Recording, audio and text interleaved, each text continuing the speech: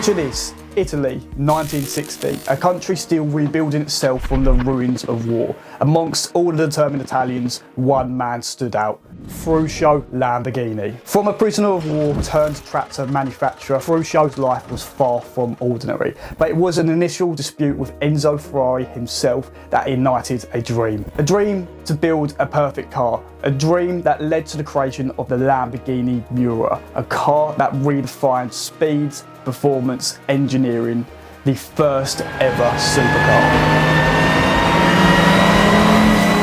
Ferruccio Lamborghini, born to great farmers in 1916, always had bigger ideas than what was on the farm. His fascination with engines and working on farm equipment led him to join Bologna's Technical College. And as World War II broke out, he found his craft rebuilding and maintaining military vehicles. Post-war, Ferruccio seized an opportunity, taking military surplus and turning it into a tractor manufacturer, launching Lamborghini Trattori. Sorry for any pronunciation in this, my Italian is awful. His tractors were innovative, reliable and soon highly successful. Ferruccio got a bit of wealth around him and started buying a few luxury cars, including a 250 GT. Unfortunately, this had a few teething problems. The way to fix this? Go to Maranello and tell Enzo Ferrari exactly your faults. The one thing being, Enzo is definitely an opinionated man and came back to Ferruccio saying, "You're a farmer. You drive tractors, you can't handle a Ferrari." Understandably pissed, Ferruccio left with a chip on his shoulder, something to prove to build a better car. In 1963, Lamborghini's team quickly put something together, rolling out the 350 GT. It did have its initial hurdles though, showing up to the Turin Auto Show without an engine. Ferruccio's team quickly innovated and the 350 GT hit the market, only selling 120 units in 2 years. But it was enough to convince Ferruccio Lamborghini that he had a chance in the luxury sports car sector. From this success, Lamborghini's young and ambitious engineers wanted the next level and set their eyes on something even higher. Here's some bad pronunciation for you.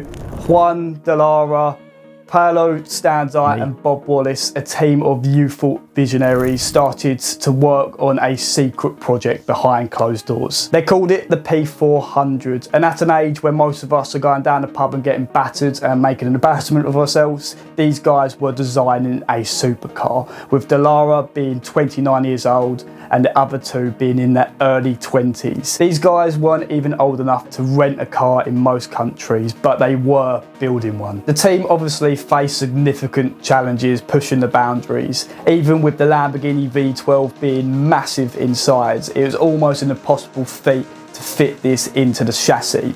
Taking a note out of Mini's book with a transverse engine setup, they flipped this V12 90 degrees to fit into the tightly compact engine bay. Also with an integrated gearbox and differential fitted within that engine setup, it was an engineering marvel. But it did have its setbacks, being extremely complicated and really difficult to produce, and we'll definitely touch base on that in just a second. Despite the many difficulties, the P400 Miura showed up to the 1965 Turin Auto Show, and a few eyes were turned in their direction. A contract was thrown up in the air to design the Miura's upcoming beauty, and it was given to Bertone Design House, with the designer Marcello Gandini was just 27 years old, and he designed one of the most beautiful cars in history. Every person involved in this seems like kids. After the kids were finished up in a soft play area, they quickly put together the Lamborghini Miura. And unleashed at the Geneva Motor Show, they done it so quickly that Ferruccio Lamborghini didn't even see it until the show. But any of his speculations being quickly put to bed, the Miura was an absolute showstopper. With its sleek aerodynamic design with that V12, it was so much further of any of the competition out at the time. Stunning, quick, innovative. The first ever supercar, the Lamborghini Miura. By the end of the year, they've already sold half of the cars they've ever put together.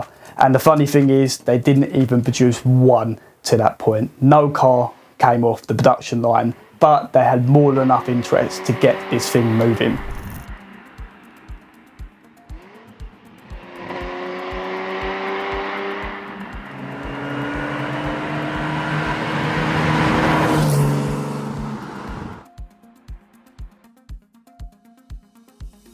Strange saying now, but Lamborghini really didn't have the manufacturer's might of what they do now, and having that much demand really set them back on their paces. It was a small, tightly knit team, and yet they still managed to take a revolutionary idea of a supercar, making that V12 mid-engine setup and turn it into reality in just 2 years. And how did they achieve this? Giving young, talented minds complete creative freedom on producing something incredible, letting their ideas run freely to the table.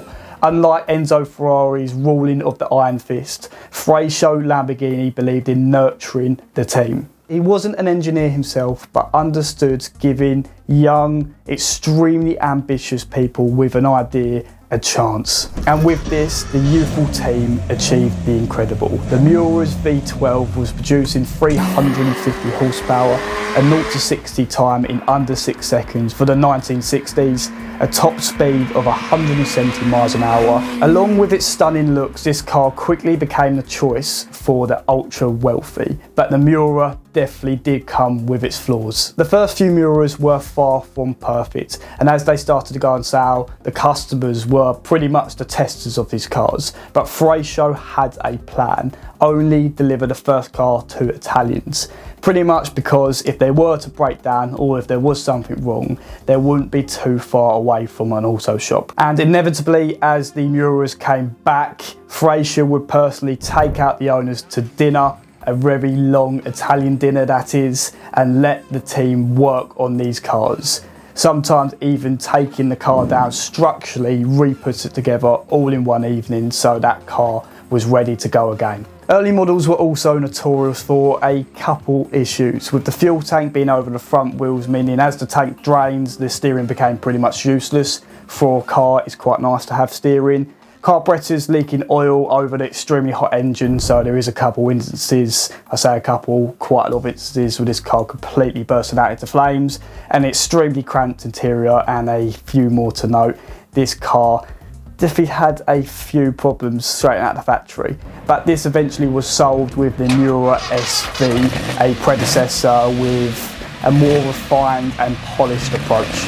Thanks to the live beta testers, or you can call them customers as well, was a lot better car with wider rear tyres, improved suspension, an uprated V12 engine, its handling, stability, comfort, everything was improved to ensure this car was completely polished head to toe. After Miura's production run, it sold 762 units, a crazy amount compared to their previous cars, and set the template for the mid-engine V12 Lamborghini for many more years to come, cementing their legacy and making the Miura an instant icon. But as the Miura cemented Lamborghini's legacy, Ferruccio definitely got his point across: to produce a car better than a Ferrari, and arguably he did with the Miura. With a youthful team, with a company not designed for producing supercars, he did just that. After finally reaching the high ground, Ferruccio Lamborghini decided to put his feet up and hand over the company in 1967 to Paolo Stanzani. Over a dinner at his house, there was one term agreed between the two: "You are the boss of the company. I know that. However, you will not come and create dissent, override me in front of people, or put your nose into things. Understand that you will be able to ask me anything, but speak only with me." Stanzani, one of the original minds of the Miura, set out to change Lamborghini as a company again, and teamed up with Marcello Gandini again to produce the Lamborghini Countach.